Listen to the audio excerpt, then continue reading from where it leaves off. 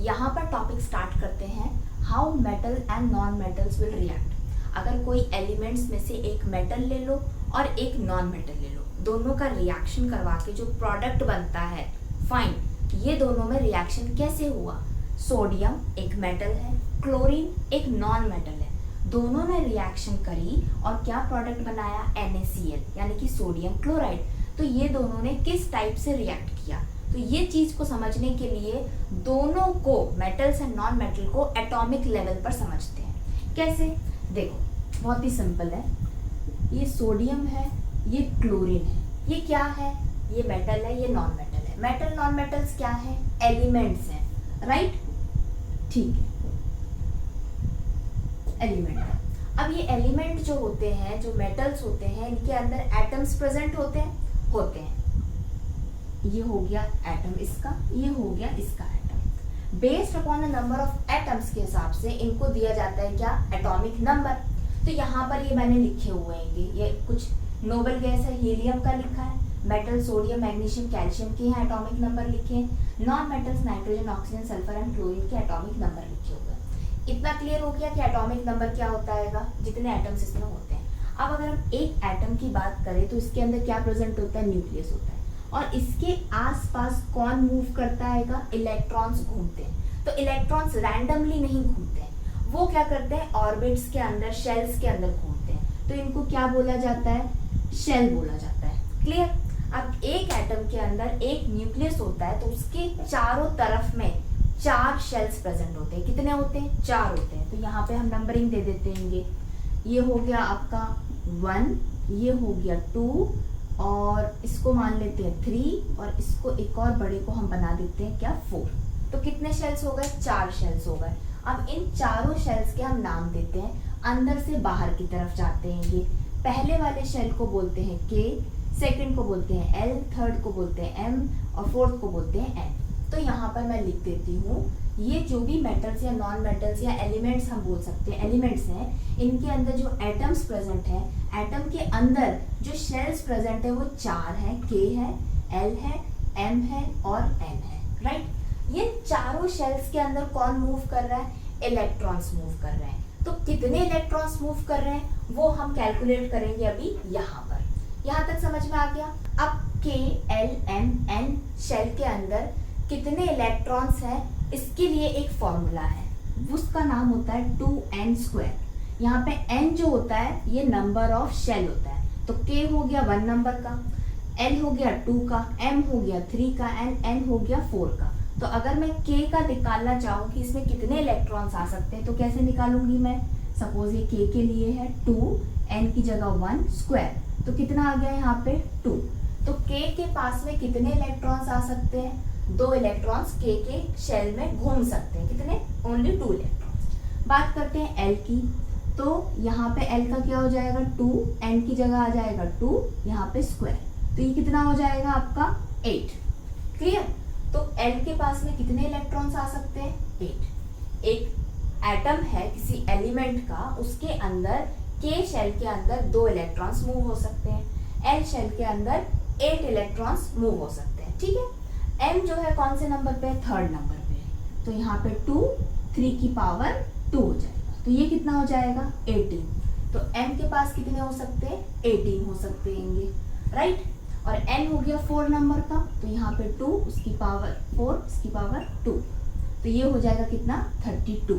तो N के पास में हो सकते हैं 32 इलेक्ट्रॉन्स। मतलब इतनी इनकी कैपेसिटी होती है कि मैक्सिमम 32 इलेक्ट्रॉन्स को ये रख सकते हैं। अब इन एटम्स के पास में इलेक्ट्रॉन्स कहाँ से आते हैं उसको देखते हैं। जैसे कि यहाँ पर एक नोबेल गैस कौन सी लिखी हुई है, हीलियम लिखी हुई है। इसका एटॉमिक नंबर कितना दे रखा है, यहाँ पर 2 दे रखा है। तो इसके पास में कितने इलेक्ट्रॉन्स है, 2 इलेक्ट्रॉन्स है। तो अब ये हीलियम अपने 2 इलेक्ट्रॉन्स को लेके, इसके ये हीलियम हो गया, इसका ये न्यूक्लियस हो गया। अब इसके जो ऑर्बिट है, यहाँ पे शेल्स है, सॉरी, ये कौन कौन से हो गए, K हो गया, L हो गया, M हो गया, और इधर हो गया एक ये N हो गया। तो ओनली 2 इलेक्ट्रॉन्स है। तो सबसे पहले K के पास जाएगा, वो K के पास में कितनी जगह है, 2 इलेक्ट्रॉन्स की, और इसके पास कितने हैं, 2 इलेक्ट्रॉन्स है। तो वो अपने 2 इलेक्ट्रॉन्स को किसको दे देगा, K को। तो ये हीलियम का अगर एटम है तो केवल K शेल के अंदर 2 इलेक्ट्रॉन्स मूव होते रहेंगे। ठीक है, इतना समझ में आया यहाँ पर। अब अगर मेटल्स के बारे में बात करें, वैसे बुक के अंदर बहुत सारे दे रखे हैं, बट थोड़ा सा समझने के लिए मैंने यहाँ पर केवल इतने ही लिखे हैं। अब यहाँ पे नेक्स्ट एग्जाम्पल को समझते हैं, क्या, सोडियम को, जो कि एक मेटल होता है, उसका एटॉमिक नंबर 11 होता है। तो उसके पास में कितने इलेक्ट्रॉन्स हैं? 11 इलेक्ट्रॉन्स हैं। अब वो अपने 11 इलेक्ट्रॉन्स को सोडियम इन KLM शेल के अंदर क्या करेगा? डिस्ट्रीब्यूट करेगा। तो अंदर से बाहर की तरफ जाएगा, न्यूक्लियस से बाहर की तरफ में आएगा, तो पहले कौन सा शेल मिलेगा उसको? K मिलेगा। K मिला उसको, ये कितने इलेक्ट्रॉन्स रख सकता है? Maximum 2 electrons. तो 11 में से 2 इलेक्ट्रॉन्स वो K को दे देगा। 11 में से 2 माइनस कर दो, कितना हो गया? 9 इलेक्ट्रॉन्स बचे। फिर वो 9 इलेक्ट्रॉन्स लेके सोडियम किसके पास में जाएगा? L शेल के पास में जाएगा। लेकिन L के पास में कितनी कैपेसिटी है? केवल 8 इलेक्ट्रॉन्स की है, और सोडियम के पास कितने? 9 है। तो वो कितने दे देगा? 8 दे देगा कि भाई ठीक है, तेरे पास 8 की जगह है तो 8 को रख ले। कितना बचा? 1 इलेक्ट्रॉन बच गया। तो वो M के पास जाएगा, M के पास तो 18 इलेक्ट्रॉन्स की जगह है, तो वो 1 इलेक्ट्रॉन M शेल को दे देगा। तो इस तरीके से क्या होगी इसकी कॉन्फ़िगरेशन? 281 होगी किसकी? सोडियम की। ठीक है, अब बात करते हैं मैग्नीशियम की। कितने? 12 इलेक्ट्रॉन्स है। तो K के पास में 2 आ गए, फिर कितने बचे? 10 बच गए। 10 में से L के पास कितना जाएगा? यहाँ पर 8 जाएगा। अब यहाँ पर आती है क्या? कंफ्यूजन। अब देखो, मैग्नीशियम के पास में 12 है, इसने 2 इलेक्ट्रॉन्स अपने K को दे दिए। कितने बचे इसके पास में? अब 10 बचे।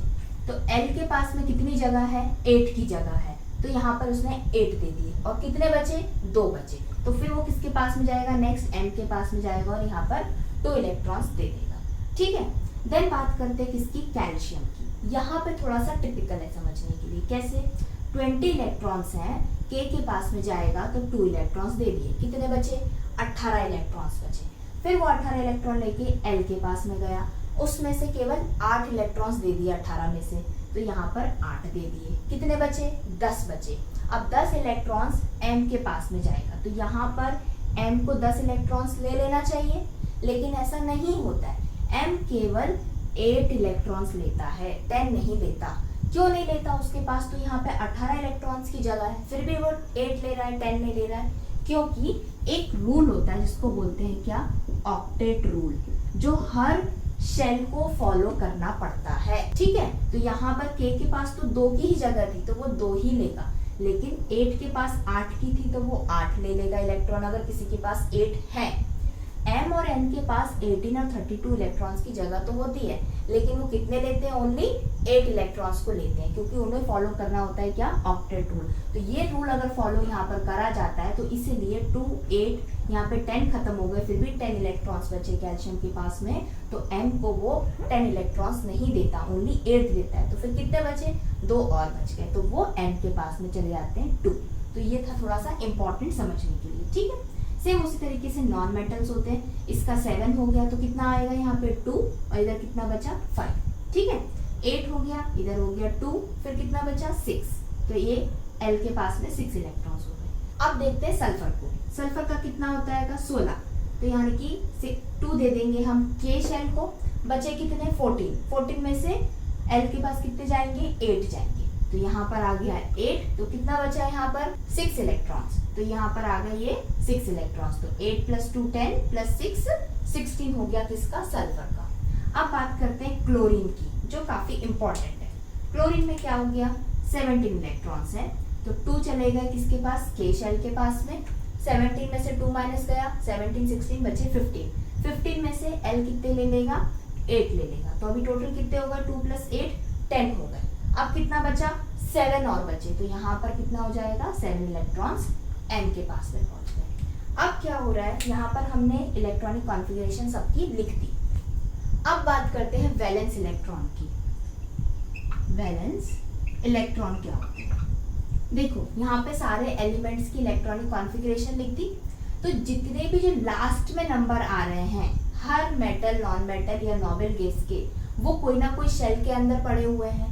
अगर मैं हीलियम की बात करूं तो एक ही है, तो K शेल के अंदर ये लास्ट इलेक्ट्रॉन ही है, फर्स्ट भी यही है, लास्ट भी यही है। सोडियम के अंदर फर्स्ट पे कौन है? 2 इलेक्ट्रॉन्स जो है K के पास है, लेकिन लास्ट किसके पास में है? M के पास है। मैग्नीशियम में लास्ट किसके पास है? M के पास 2 इलेक्ट्रॉन्स है। कैल्शियम में लास्ट किसके पास है? 2 इलेक्ट्रॉन्स है, N शेल के पास में। नाइट्रोजन 5 इलेक्ट्रॉन्स है, L के पास में, ऑक्सीजन के 6 है, सल्फर के 8 है, सॉरी 6 है, और क्लोरीन का कितना है 7 है।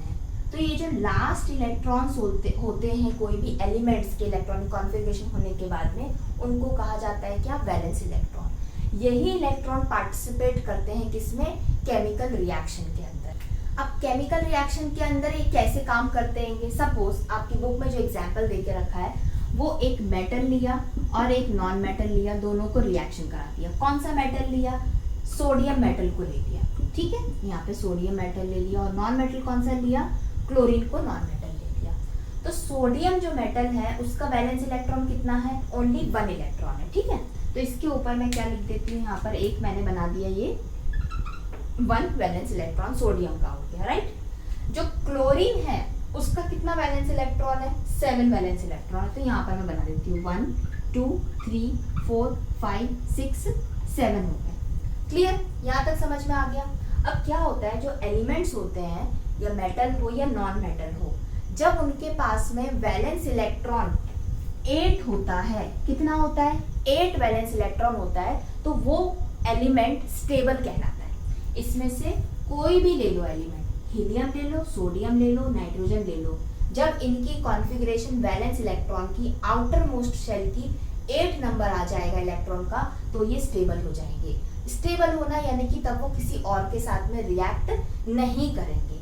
अब यहाँ पर जो सोडियम है, इसके पास में वैलेंस इलेक्ट्रॉन कितना है, 1 है, तो ये स्टेबल है, नहीं है, क्योंकि वैलेंस इलेक्ट्रॉन कितना होना चाहिए, 8 होना चाहिए। क्लोरीन लिया यहाँ पर मैंने, क्लोरीन का वैलेंस इलेक्ट्रॉन कितना है, 7 है, तो क्या ये स्टेबल है, क्लोरीन स्टेबल नहीं है। जब इसके पास में 8 इलेक्ट्रॉन्स हो जाएंगे तो ये स्टेबल हो जाएगा।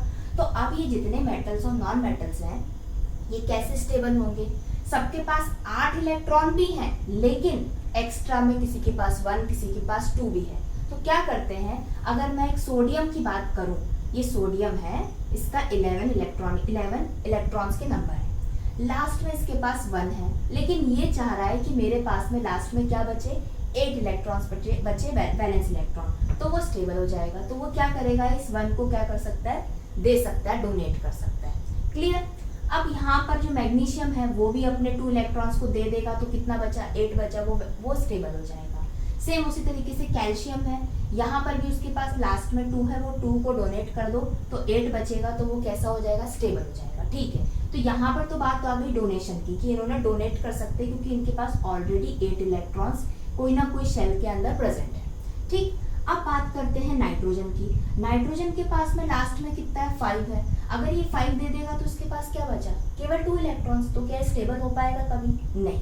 तो ये क्या करते हैं, जो अपना डोनेट नहीं कर सकते, क्यों, क्योंकि उनके पास 8 इलेक्ट्रॉन्स नहीं है, तो ये ले लेते हैं इलेक्ट्रॉन्स।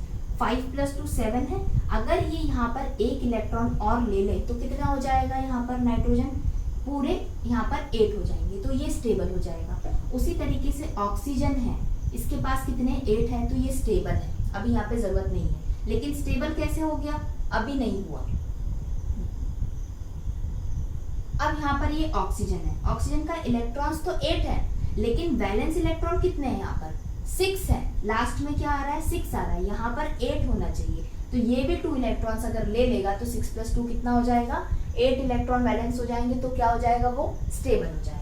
तो जितने भी एलिमेंट्स होते हैं वो रिएक्शन इसीलिए करते हैं ताकि वो स्टेबल हो जाए, या तो वो इलेक्ट्रॉन्स डोनेट कर देंगे स्टेबल होने के लिए, या वो इलेक्ट्रॉन्स को ले लेंगे। तो यहाँ पर अभी तक हमने देखा जो मेटल्स थे वो क्या कर रहे थे, डोनेट कर रहे थे, क्योंकि उनके पास 8 इलेक्ट्रॉन्स थे। नॉन मेटल्स क्या कर रहे हैं, अभी यहाँ पर ये दोनों एक्सेप्ट कर रहे हैं ताकि इनके वैलेंस इलेक्ट्रॉन 8 हो जाए। टोटल इलेक्ट्रॉन की बात नहीं हो रही है, वैलेंस इलेक्ट्रॉन इनके 8 हो जाए। उसी तरीके से सल्फर है, सल्फर के पास में यहाँ पर 8 इलेक्ट्रॉन है, अगर ये अपने 6 इलेक्ट्रॉन्स दे देता है तो लास्ट में वैलेंस कितना, 8 बचेगा, तो वो स्टेबल हो सकता है। उसी तरीके से क्लोरीन है, 2 8 7, तो ये 7 जो है इसको अगर दे देगा तो 8 बचेगा, तो ये स्टेबल हो जाएगा। लेकिन यहाँ पर ऐसा नहीं होता है, क्यों, देखो यहाँ पर क्लोरीन और ये सल्फर अपने 6 इलेक्ट्रॉन 7 इलेक्ट्रॉन देने से अच्छा है कि सल्फर 2 इलेक्ट्रॉन्स को ले ले, 6 + 2 8 बना ले, वो ज्यादा आसान है। यहाँ पर क्लोरीन 7 इलेक्ट्रॉन्स, इतना ज्यादा अमाउंट ऑफ इलेक्ट्रॉन्स देने से अच्छा है कि 1 इलेक्ट्रॉन भाई ले लो और 7 + 1 8 होके स्टेबल हो जाओ। तो नॉन मेटल्स ऐसा काम भी करते हैं। ऐसा जरूरी नहीं है कि वो हमेशा एक्सेप्ट करें, कभी वो दे भी देते हैं, कभी ले भी देते हैं। तो यहाँ पर यही हुआ है जो एग्जाम्पल लिया गया है। सोडियम के पास में एक इलेक्ट्रॉन वैलेंस था, तो ये अपना एक इलेक्ट्रॉन अगर दे देता है किसी को भी, तो इसके पास में कितने बचते होंगे, 8 इलेक्ट्रॉन वैलेंस के, तो वो स्टेबल हो जाएगा। क्लोरीन यहाँ पर 7 इलेक्ट्रॉन्स है इसके पास में, अगर ये एक इलेक्ट्रॉन किसी से ले लेगा तो ये स्टेबल हो जाएगा। तो इन दोनों ने बोला चलो अपन दोनों एक दूसरे को दे देते हैं। सोडियम बोला मेरे पास एक एक्स्ट्रा है तुम ले लो, क्लोरीन बोला मुझे एक की जरूरत है तो मुझे दे दो। तो इस तरीके से इन दोनों के बीच में क्या हो गया, केमिकल रिएक्शन। तो सोडियम अपना एक इलेक्ट्रॉन क्लोरीन को दे देता है। अब जो देता है वो बड़ा काम करता है, तो उसकी पॉजिटिव साइन आता है, उसने पॉजिटिव काम किया डोनेशन देकर, ठीक है। तो Na यहाँ पर क्या हो जाता है, प्लस हो जाता है, क्योंकि उसने इलेक्ट्रॉन दिया है। जिसने लिया है उसने क्या किया है, नेगेटिव हो जाता है वो। क्यों, क्योंकि उसने किसी से हेल्प ले ली है, जो कि अच्छी चीज नहीं मानी जाती है एलिमेंट्स के लिए। तो यहाँ पे जो क्लोरीन होता है उसके ऊपर नेगेटिव चार्ज आता है। इस तरीके से ये सोडियम क्लोराइड बन जाता है। दूसरा एग्जाम्पल समझते हैं किसका, मैग्नीशियम का एंड क्लोरीन का। क्लोरीन के ऊपर सेम कितने इलेक्ट्रॉन्स है, वैलेंस 7 इलेक्ट्रॉन्स है, 1 2 3 4 5 6 7। मैग्नीशियम के पास कितने हैं, यहाँ पर 2 इलेक्ट्रॉन्स हैं। कितने हैं इसके पास में, 2 इलेक्ट्रॉन्स हैं। अब यहाँ पर भी सेम यही होगा, जो मैग्नीशियम है अपने इलेक्ट्रॉन्स किसको दे देगा, क्लोरीन को दे देगा। जैसे ही वो अपने 2 इलेक्ट्रॉन दे देगा तो उसके पास में लास्ट में कितने बचेंगे, 8, तो वो स्टेबल हो जाएगा। लेकिन अगर ये इसको दोनों दे देगा अपने इलेक्ट्रॉन्स, तो क्लोरीन के पास में यहाँ कितने हो जाएंगे, 7 के पहले से 8 9 हो जाएंगे। तो क्लोरीन कैसा हो जाएगा, अनस्टेबल हो जाएगा। लेकिन यहाँ पर रिएक्शन तो होती है और NgCl2 भी बनता है। तो कैसे हुआ, सिंपल सी बात है, वो क्लोरीन एक और क्लोरीन को बुला के ले आएगा। तू भी आ जाए यहाँ पर, तेरे पास भी कितने हैं, 7 है। मैग्नीशियम दे रहा है 1 इलेक्ट्रॉन, मुझे केवल 1 ही चाहिए लेकिन वो 2 दे रहा है, तो वो क्या करेगा, 1 इसको दे देगा और 1 दूसरे क्लोरीन को दे देगा। इसलिए क्या बन जाता है फॉर्मूला मैग्नीशियम क्लोराइड का, MgCl2। मैग्नीशियम ने दिया है तो ये प्लस, क्लोरीन ने लिया है तो ये माइनस। तो समझ में आ गया कैसे मेटल्स और नॉन मेटल्स आपस में रिएक्ट करते हैं, राइट। अब यहाँ पे समझते हैं आयोनिक कंपाउंड को, या इसका दूसरा नाम होता है इलेक्ट्रोवैलेंट कंपाउंड।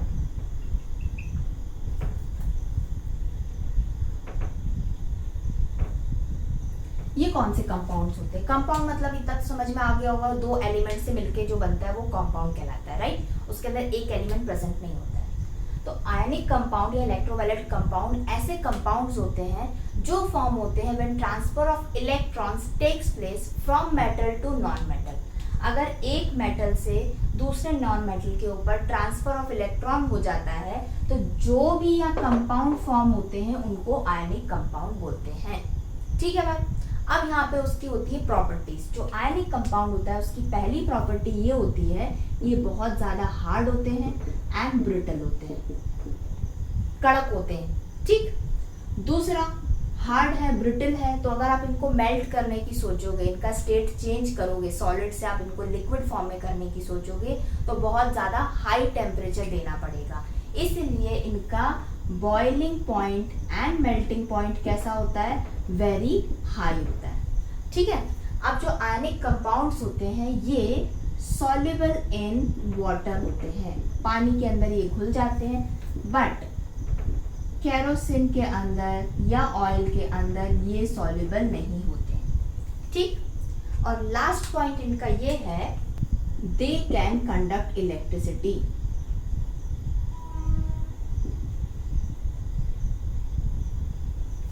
इन मोल्टन स्टेट। अगर आयनिक कंपाउंड को सॉलिड स्टेट में आप सोचोगे कि ये इलेक्ट्रिसिटी कंडक्ट कर दे तो नहीं कर पाते हैं। क्यों, क्योंकि ये हार्ड होते हैं, इनका जो फोर्स ऑफ अट्रैक्शन होता है, बिकॉज एक कंपाउंड होते हैं, एलिमेंट से मिलके बने होते हैं, एक मेटल है एक नॉन मेटल है, तो ये दोनों का जो बॉन्ड फॉर्म हुआ है बहुत ज्यादा स्ट्रॉन्ग होता है, तो ये सॉलिड फॉर्म में होगा। इलेक्ट्रिसिटी कंडक्ट कराने के लिए क्या चाहिए, आयंस को मूव होना चाहिए। आयंस कब मूव होंगे, जब वो फ्री होंगे।